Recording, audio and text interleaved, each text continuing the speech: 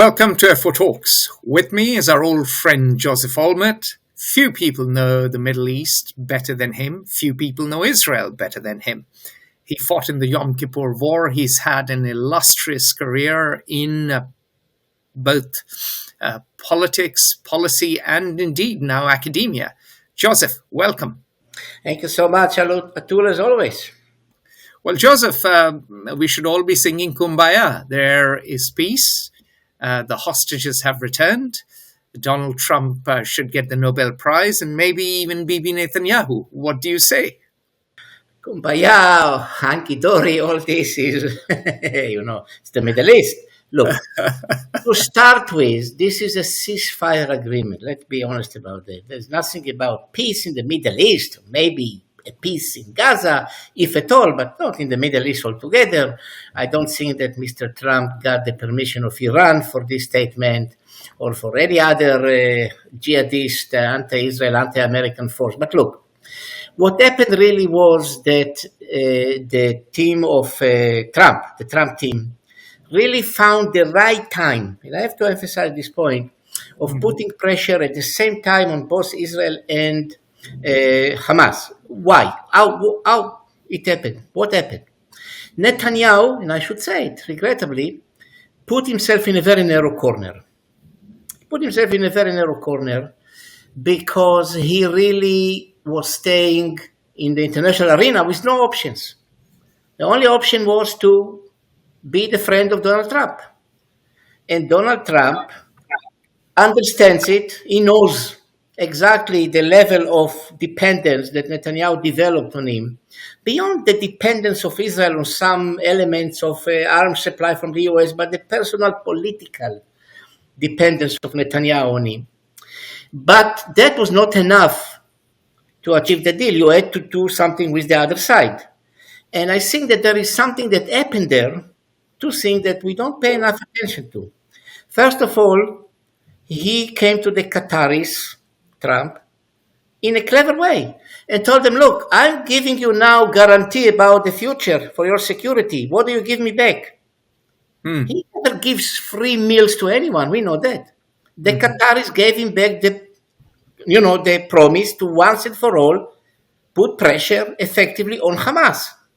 That was not enough. He went to Erdogan and gave him, for the first time, the agreement to sell the F-35s to the Turkish Air Force. What was the return? The return was put pressure on Hamas. Add up to this at the same time the fatigue of Hamas with whatever has happened, and they had no choice, or at least they thought so.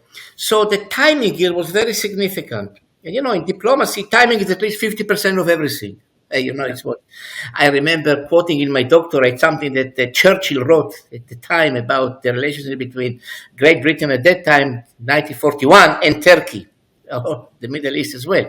So that's the timing. That's important. What he said to Netanyahu was, I put pressure on you to do things that you do not want to do, that you promise your base not to do, but I give you the greatest prize of all. And it is a real prize, the hostages. Netanyahu could not say no. He was put in a situation of no way saying no. And listen to what happened in Israel. Despite the fear that if he said, yes, Ben Gvir and Smotrich will leave the government, they don't. Because the vast majority of the Israeli people want the hostages back, wanted them. Now they are, thanks God, back, not all the bodies. That's another story. So that explains the timing. When you have a timing like that, and you do what Trump did, you achieve the first breakthrough. And that is always a problem in the Middle East, how to start a process like this. Now we are in a process. And that's the big advantage of what happened. There is a process now.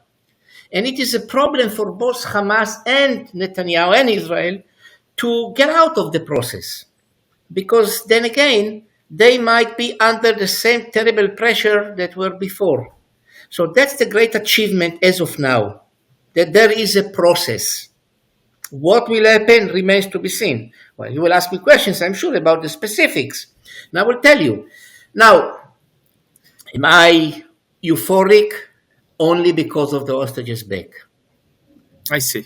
I mean, look, I belong to this generation of Israelis that were almost not allowed to kind of show emotions in public, to even have tears of emotion.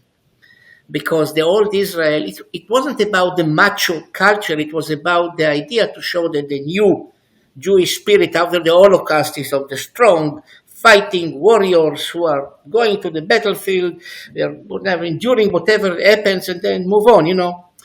But I've read about it. It was reimagining the Jewish man, the Jewish women. I had tears in my eyes. I couldn't stop it. My wife had tears in her eyes. My daughters, everybody was crying with joy, with happiness, with emotion, and that was that happened, and that put a process in motion. Now, the problem in terms of Israel now, from the perspective of Trump, is what else can he do to keep Netanyahu in the process, because we shall move on from now on to the stages of the process that will be very, very difficult for him to accept. So walk us through the stages of the process. There was the 20-point program. Yeah. Everyone took it seriously. In fact, I watched the two people you call the superstar and the superficial. The rest is politics, who have hundreds of thousands of views. Rory Stewart and Alistair Campbell waxed lyrical on this deal, and they talked about there is no international law. Where will the soldiers come from? What is the legitimacy of the colonel? But that's an Egyptian colonel who has to patrol in Gaza, and so on and so forth. And I'll give you another example, maybe in line with what you quoted from these two gentlemen. Mm-hmm. Take the international force. Mm-hmm. Okay, take the idea that they really seriously intending everybody. Okay, I'll give it the chance. They really want to disarm Hamas. Hamas doesn't want to disarm. Mm-hmm. Hamas is threatening to use force. Mm-hmm. Now, let me ask you a question, which is to me a rhetorical question. Who in the West is ready to put soldiers at arm's way in Gaza with the possibility of being killed if Hamas puts up a violent resistance to disarming? I would say no one. Exactly. Okay, so you got the point. Look, let's take a step back. Walk us through the 20-point program. Walk us through what this process now envisages. I'll walk you through the main points of it, because a lot of it is 20. The main points of it are, first of all, the first painful stage was done. Not completely, almost, but we still have 19 bodies to be returned. Now, I'll be honest with you. It is so painful to think that still there are 19 families that don't have closure in Israel. Even if they are not being returned, and they haven't been returned already according to the agreement, this is not a casus belli.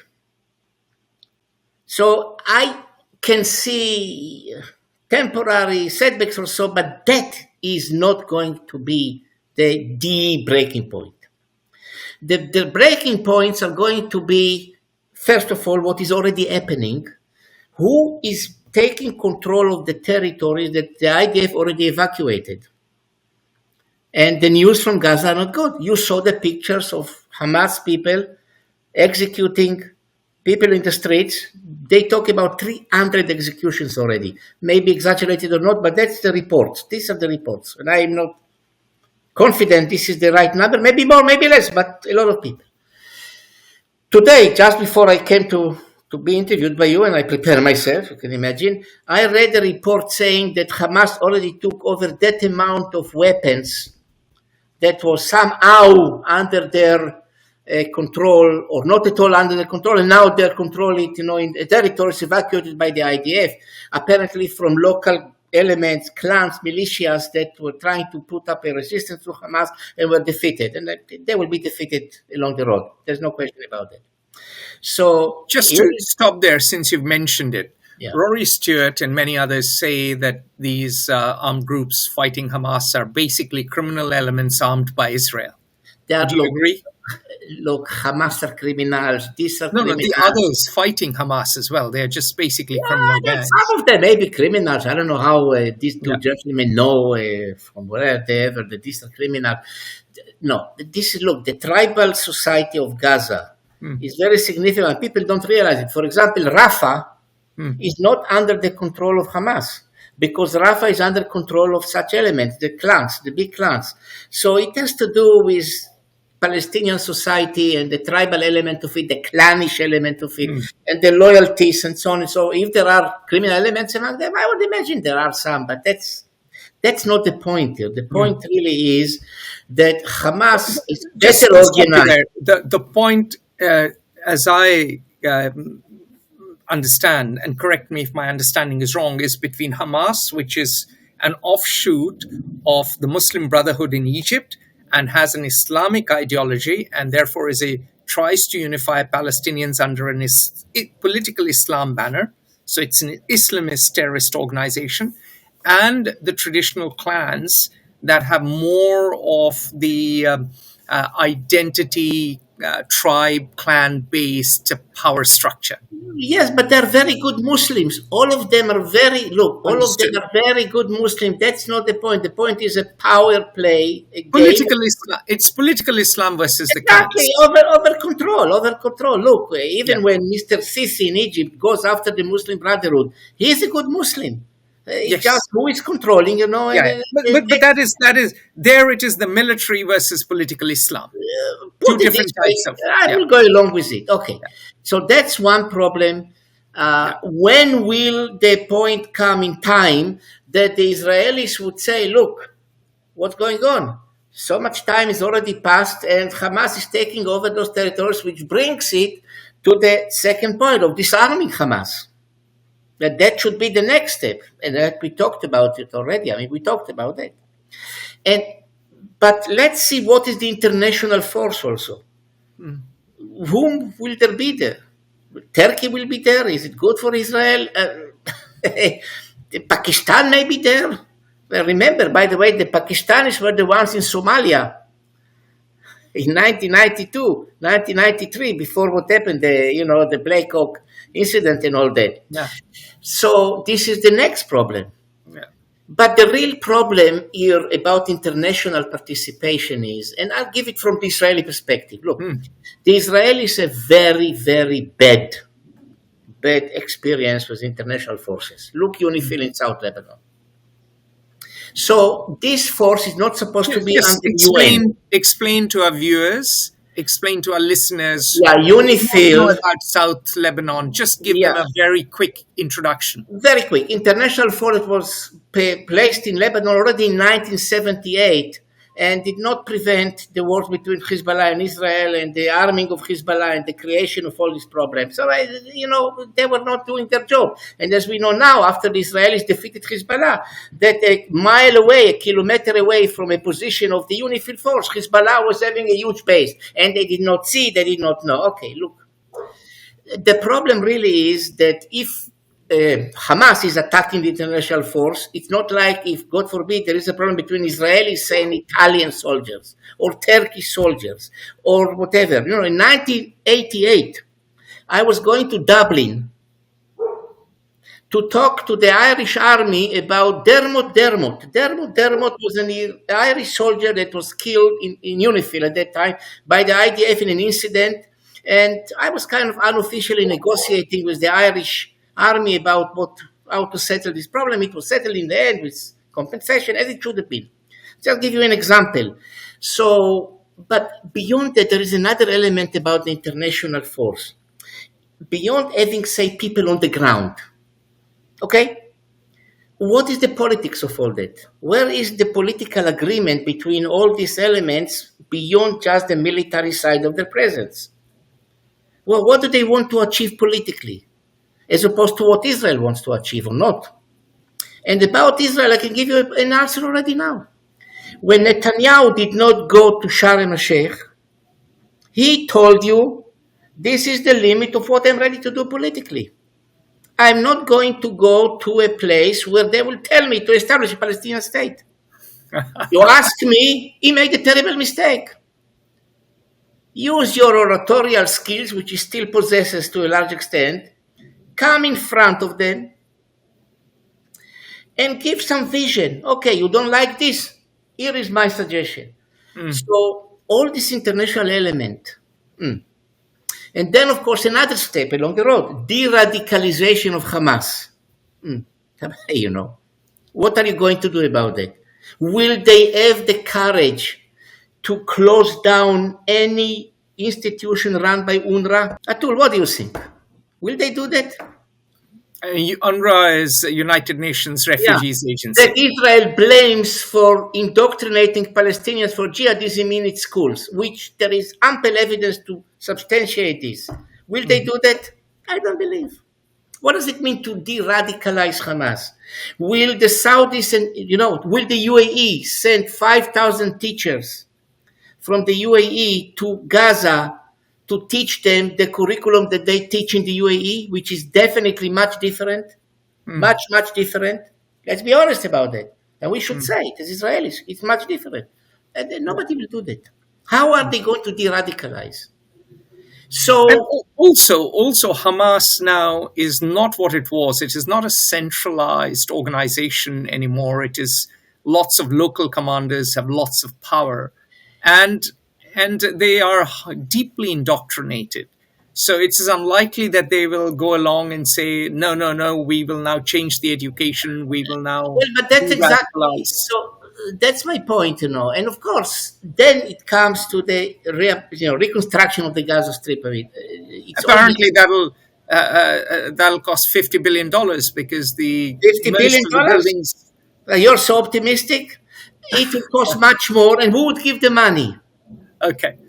So I take you through some of the elements here, which are the main points of it, because a lot of the other elements in the 20... Look, it's nice to have a 20 points plan. It shows more seriousness, more thought and all this. But the main points are the ones that we talked about, What is going to happen in the day after? Now, I can tell you, from an Israeli perspective, from the very beginning of the war, Netanyahu did not want to get into a discussion about the day after. Give him an allowance for, say, a few weeks or even a couple or 3 months after the 7th of October. The shock, the surprise, he needed time to... But he had all the time afterwards.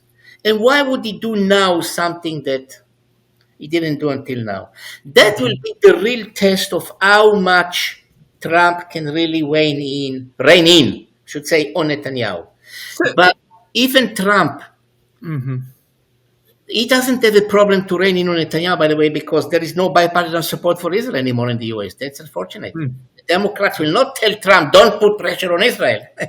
And even in the Republican base, you see the cracks now. So the question really Steve Bannon has been critical of Israel. Well, I've never been a fan of Steve Bannon, and I'm not. That's the last surprise that I have.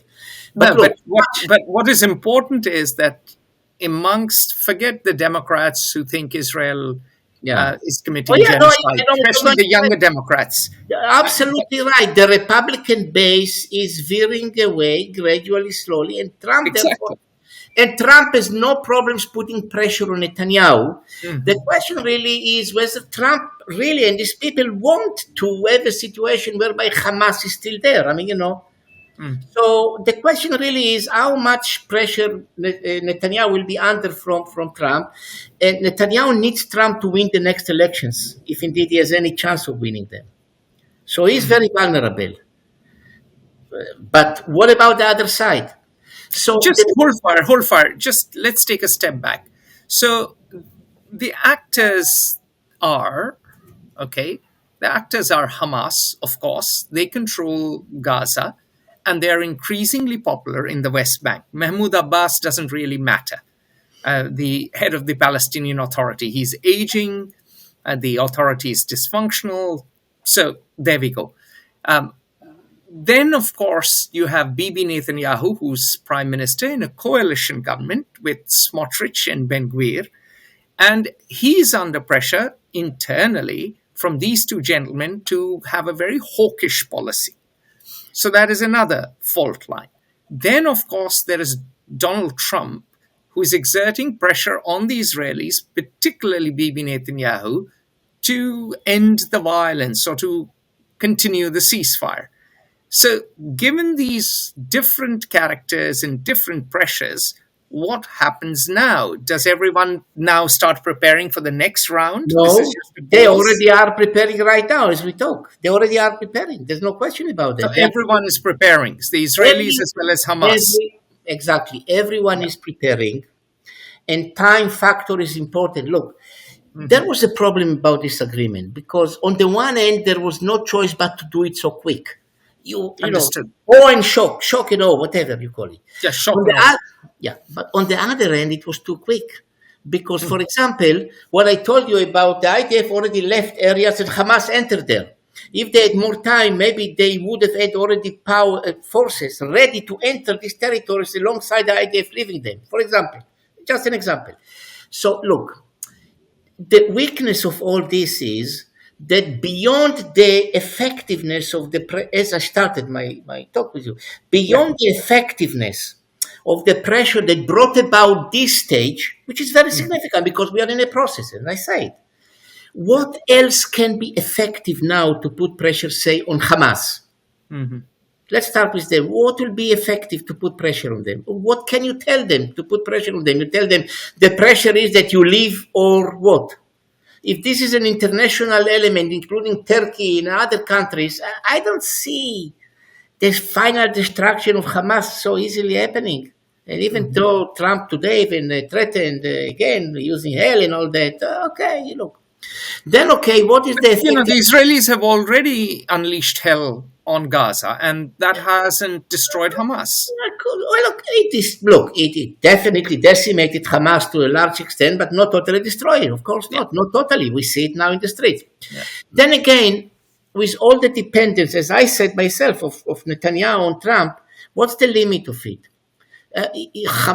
Say Trump would like to get rid of Netanyahu. He will come to the conclusion, look, this guy could give me the third stage, but he's not going to give me the Palestinian whatever. And so there will be elections in Israel, but when?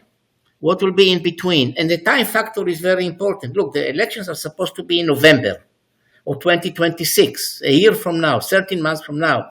13 months. In the Middle East, it's like 13, eternities, not just one. And Netanyahu might be under pressure to put them a bit earlier, so it will be sometime in the spring to summer of 2026. But in between this time, what will happen? Because every step that Trump will expect Netanyahu to do, which will indicate that there would be a Palestinian control over Gaza, the Palestinian Authority with all its corruption and dysfunctionalism, as you said, Netanyahu will be every day 25 times under pressure from his partners and from his own people. By the way, a lot of people in the Likud itself. And I'll tell you something else. He himself. The question really is whether he wants to get into history as the one who might have ruined the Iranian nuclear program, but also establish a Palestinian state. So it may be that from now on we have to say, yes, it's all very nice to say Ben Gvir, Smotrich, and some of the guys in Likud itself. And by the way, there are quite a few of them. But what about Netanyahu personally? Let me remind you. In 2002, in his famous speech in the Bar-Ilan University, which is a right-wing university, he talked about two states.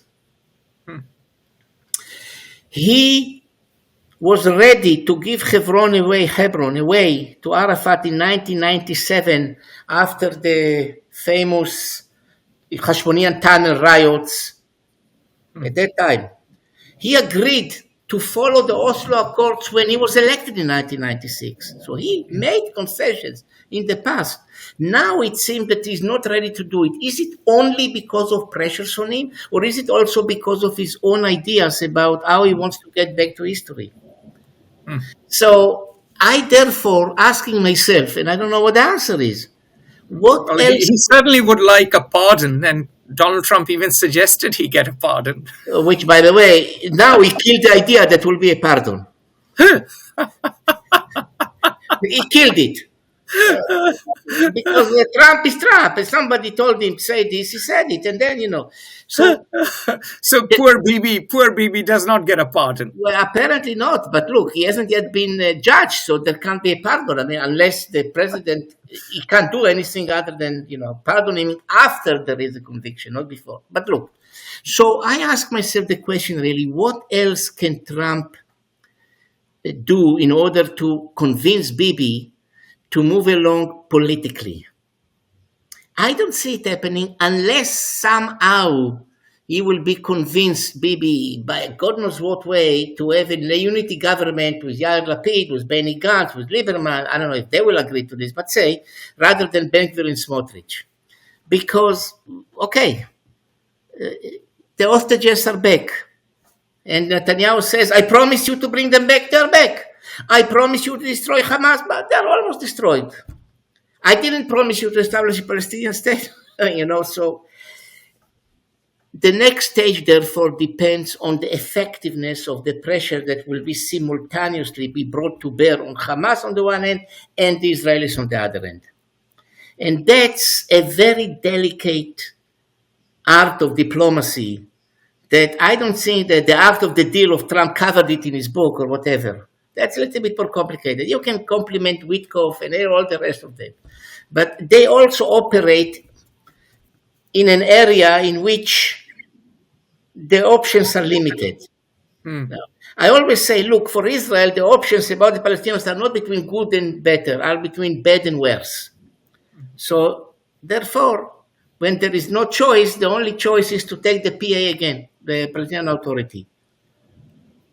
With, of course, better monitoring of the monies coming in and all that, so that they will stay in Gaza, not in Swiss bank account, and so on and so forth. But, But the question is, will the PA be able to enforce its will? The Palestinian Authority will ultimately have to go head-to-head with Hamas. No, but that's the point. They have to have Hamas disarmed first. That comes back to what we talked about. And that's civil war, really. Hamas is not going to lay down arms. Exactly. And look, you have to understand that every people have their own historic legacies. They have their own, ideas about what happened in the past that we don't want to see happening again. Palestinians had a terrible civil war between 36 to 39 while they were fighting against the British and the Jews. And that killed many more Palestinians than what were killed by the British and the Jews. And it ended up with a total defeat for them on the ground, even though there was a white paper. Educate our viewers and listeners about the Arab rebellion of 1936 to 1939. There were basically three wars: Arabs against Jews, Arabs against the British, but more so Arabs against Arabs. And that was devastating for them, and they are very aware of the fear of a civil war. They are aware of it. Look, they have this, and quite frankly, when we look at what's happening in Judea and Samaria or the West Bank or in Gaza, when there are local skirmishes, they are never like a civil war, really. The real civil war was between Jordan and the Palestinians in 1970, when the Judean army, Black September. So I don't know, but I don't think that Abbas and his people will really be happy to go into civil war with Hamas. Because if it's in Gaza, it will be also in the West Bank. And this is not also in the interest of Israel. So Hamas, as you said, they have cards here. And it all comes back to disarming them in Gaza. So how will it happen? And how will you know that you really did it? Did we disarm Hezbollah completely? No. So what you're saying is that disarming Hamas is impossible and Hamas will continue to control Gaza. No, it's possible. It can be done, but if you ask me, will it be done? The likelihood is 51% it will not be done, okay? To keep it like... Only 51? You're being optimistic. No, I'm trying to say 51 means that I still think more like it's not going to be done. It can be done, but it will not be done only because you say that I'm going to do that. And Trump said today, if they will not disarm, we shall disarm them, but we shall not send American troops. So who will do that? Who will bell the cat? The Egyptians will not do that. The Turks will not do that, and Israel will not do that. Well, maybe they can send in James Bond. James Bond, yeah. Superman, Captain America. I can offer you more. Gal Gadot. Gal Gadot. Okay, so what you just said, that Hamas and the Israelis are now preparing for the next round Oh yeah. of conflict. When does that? Let's do some crystal ball gazing. When does that Can happen tomorrow. reignite? Can happen tomorrow morning if somehow there will be an ambush to Israeli troops either on their way out from Gaza or whatever and fight, God forbid, or 10 Israelis will be killed and then God forbid. Or if, again, there will be some incident and Israeli tanks will shell and God knows what will happen in Gaza. It can happen any minute. Look, crystal ball here is going to happen. Now, when exactly, I don't know. I hope not. I hope it will not happen. By the way, I said something we're not going to do is the 19 bodies. As far as I'm mad with hell, about not having them back, and everybody wants them. And look, I mean, think about it. That will not bring about another round of fighting. That I can predict. Got it. I might be wrong, but I can predict it.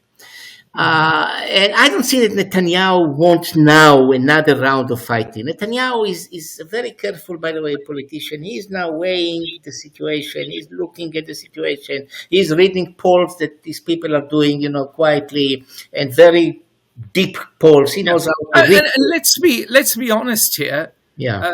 There is fatigue amongst reservists. There are strains on the Israeli economy, and there is a massive international pressure on Israel to cease operations. And in some ways, a friend of mine, an Israeli friend of mine, said that this war, the real damage to Israel has been in Western capitals and in particular in America. In America, America, the so-called Israeli-American special relationship, I already 4 or 5 years ago already started writing. It's not going to continue, and I explained it. It happens, We should have a separate conversation on that, actually. That's a very important issue. Why the special relationship won't be special anymore. No, but let me move on beyond that. There is a sense of relief in Israel. One can understand it. Yeah. To give an example, even the idea that Israel will be thrown out of the European Football Federation, Soccer Federation, it's off now. And look, normal people, they want to see the football, they want to do this, they want to do that, They want to see Eurovision. And even win it. Usually they're either number 1 or 2 or 3, they're doing good, So what I'm trying to tell you is, it's not that simple to get back into full-fledged fighting. I mean, Netanyahu, as I tried to say before, is a Look, Netanyahu, let's be honest about that, he's a brilliant guy. Things happened.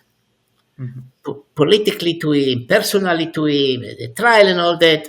So where does this brilliance lead him now? I don't know, but I would be very surprised if he really wants to go to a war now in Gaza. It will be much more popular in Israel if there is another round with Iran rather than in Gaza. At the same time, bear in mind the horror stories of the hostages coming back are really terrible. Terrible. I mean, people were in cages, they were starved, all, so that, but that not going to lead Netanyahu to another round of fighting in Gaza. It is going to help him in a different way. Look at the enemy. Is that the people that you want to give them a state? So he would use it more politically than not. And they're always... So a Palestinian state, from what you're saying, remains an impossibility, or highly unlikely, improbability, if not an impossibility. Unless the Communist Party will win elections in Israel, and the guy that yelled at Trump there in the Knesset will be the next prime minister, he will create it. But look, the fact of the matter is, by the way, coming back to Sharm el-Sheikh, did you notice that the statement in Sharm el-Sheikh did not mention Palestinian state? That is true. And so look at Netanyahu, what he missed here. He would have gone there. And if it was the same statement after he left, he would have said, you see, because of me, they didn't say it. Mm-hmm.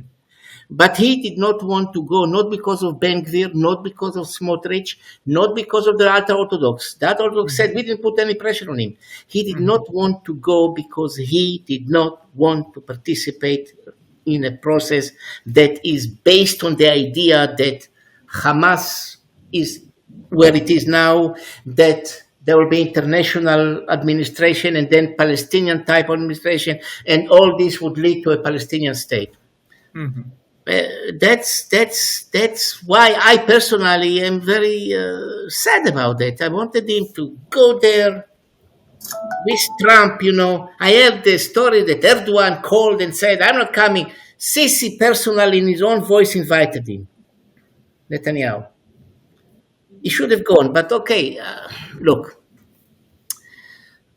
let's be optimistic, okay?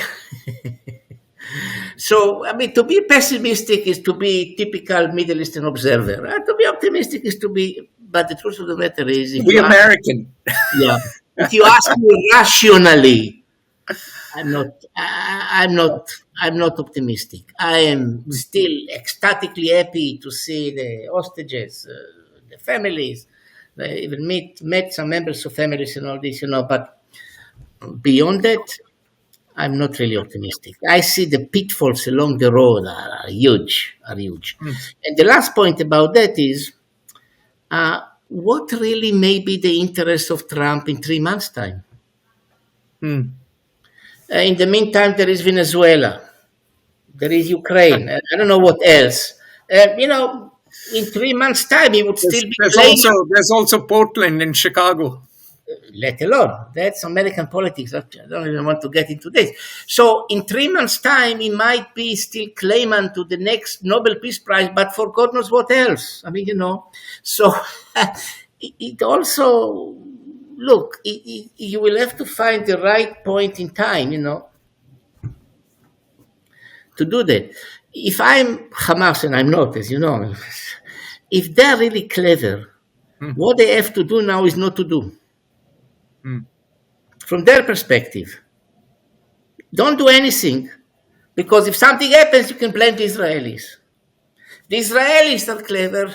Don't do anything, let them do it. That's this kind of game now, It's a game of chicken then, but just reversed. Exactly, yeah. So you don't do anything, you wait for the other side, wait for the provocation. And basically then go hammer and tongs. So hide your strength, bide your time. For Hamas and for those in Gaza, this is a real, this war has been a real disaster. So many buildings are gone. There is no functioning economy. How do Gazans even survive? Let's say, yes, the conflict has ended, but now how do they earn their living? Where does the food come from? Well, they did it. I'll tell you how. One of the answers to your question is that almost every aspect of the propaganda against Israel proved to be wrong. There was no starvation, there's no genocide. Look, you see the pictures. You see pictures there. You see the Gazans. What you don't see is starvation. What you don't see is famine and all that. And something unusual happened, but for a short period of time when it didn't happen, during this war, you fight an enemy and gave them all the time the means to continue the fighting against you. That's what happened, really, with all the pressure on Israel. But there were certainly instances of high casualties, and no question about that. Look, yes, my point is something different. Let's say I accept everything you say, but the perception of so many people around the world, and including the younger people in particular in our team at Fair Observer, is that Israel acted disproportionately, and indeed many of them think it was genocide. So that is a really difficult perception to live with now for Israel. It's a small state. that is very true, and of course, the reasons for this perception to gain currency in such a strong way is having to do with all kinds of other factors, historical and others. Anti-Semitism is one of them, but also the total lack of any Israeli counter, so-called PR, if you will, propaganda, if you No, call but it. I mean, the comments of Ben Gvir and Smotrich, who are ministers, No, don't yeah. help. If the people in the government are going to talk about ethnic cleansing, are going to talk about annexation, are going to talk about Greater Israel, are going to talk about God-given right to own all the land, In the then end of the obviously day, people yes. will be nervous. Look, I would. You don't need to convince me about these No, two no, gentlemen exactly. that you mentioned and other people like this, of course. But at the same time, you can argue, and what about the other side? The leader of Hamas, Musa Abu Marzouk, says, the deputy leader of Hamas says, we don't need to have shelters for our people. UN had to take care of them. We took care of our fighters only with the cave. I can give you 50, 100 such statements from the other side. So, the And, blame. and look, Joseph, as far as I'm concerned, Yeah. I have read those statements. I have read the Hamas charter, and I'm fully aware of the dangers of Hamas because there are some of my friends, including Palestinian friends, who say Hamas is better than Palestinian Authority because they are not as corrupt, they are not as effete, they are not as useless. And I take the argument that look, they are fine in your worldview only until their barrel is not pointed at your own temple. Because with Hamas, it is fundamentally an extremist organization that will create a society that will be a very dystopian. So I completely, concur with you. Absolutely right. Look, Israel lost the battle in that sense. There's no question about that. Yeah. What I'm saying is that, okay, but if we really want to know the truth beyond the battle of propaganda is the situation on the ground. And, look, we said it before. I want to repeat it all the time, but did anyone ever compile a guide how to conduct a war when you lose 1,200 people in one day in a terrible, terrible massacre, and then they tell you, but you can then kill only this number of people, take over that size of land, and whatever. Come on, I mean, look, all this is, it's for all of us. We sit, on our laptops and, click on all this. It's very easy. And the fact of the matter is that the ratio between civilians and fighters killed, if you take Mosul and Gaza, you will see interesting statistic there. But look, I don't want to get into all that now, of course, unless, the point really is, so how do we move from here? And how do we And move more from here? importantly, try to think what lies ahead, to look Yeah, around but the corner. but as I told you from during this entire discussion, it always Yeah. is so nice, for me to conduct, is that look, there is a very narrow scope of options here. It's not an unlimited wide scope of options, and when there is such a narrow scope of options between mortal enemies like Hamas on one hand, Israel on the other hand, with international community that is not really united. I mean, the Western powers in Europe are united behind Trump. They are not, For example, so one has to be realistic. And to be realistic in that sense might sound pessimistic because you don't say, look, it's going to work, it's going to be great. You say, look, here are the issues. Here are the issues. And, I always said to my students, the idea that you should get from a course with this or that professor is not to recite the answers they give you, but to ask the right questions. And the answers, you will decide what you think. So I don't consider myself to be a pessimist. I consider myself to be a realist. Why would I not be a realist when you talk about Hamas? When you talk, look, the very fact that there is a war in Gaza after Israel left Gaza in its entirety, lock, stock, and barrel, completely. No Jews, no settlement, nothing at all. And still there have been all these troubles. The very fact that it existed shows to you why one has to be a realist. Yeah. But, you've mentioned Israel leaving, and that was Ariel Sharon, and it was very controversial. That happened a while ago. And the Israeli Defense Forces removed settlers forcibly. That is all true. But it is also alleged that Mossad propped up Hamas to counter Fatah, to counter the Palestinian Authority. So perhaps that might have been unwise. I'll tell you something about it. Atul, let's be honest about this. Look, Hamas is a product of the late 1980s as an organization. Yes. Not a coincidence. Afghanistan. Yes. Abdallah Azam, the guy from Jenin that was like one of their, he was in Afghanistan. The Afghanistan connection is very important. But I'll go beyond it. In every part. Of Sheikh Yassin, ultimately killed in a strike. The blind Sheikh. That was 2004, almost 20 years later, after Hamas has already been in effect. Yeah. Now, but let's go beyond it. Let's listen, please, to this. All over the Muslim world, there were jihadist movements emerging before Afghanistan, during and after. The idea that only in Palestine it won't exist, stupid. It existed everywhere, in Indonesia, in Bosnia, in Nigeria, of course in the Middle East. So Hamas is a natural growth of Islamic thought that existed all over the world. If on the ground, on occasions, an Israeli agent said this or said that in order to foment troubles between the local Hamas guy and the local PLO guy, that has really nothing to do with the idea that also in Palestine there could be Islamic jihadism like anywhere else. And I'll give you another example. Did Israel create Hezbollah in Lebanon? Everybody says, yes, you did it. They forget there was Iranian Revolution already in 1981. There was Islamic Amal by the Musawi clan that then became Hezbollah. So obviously, the conflict with Israel, the presence of Israel is exacerbating situations. It is speeding up processes maybe, but doesn't create them. Hamas is the creation of a Palestinian society that has always been, by the way, imbued with Islam. Look, we talked about the 1930s. Who was the leader? The Grand Mufti of Jerusalem, Hajj Amin al-Husseini. And I can go on and on and on like this. The name Fatah,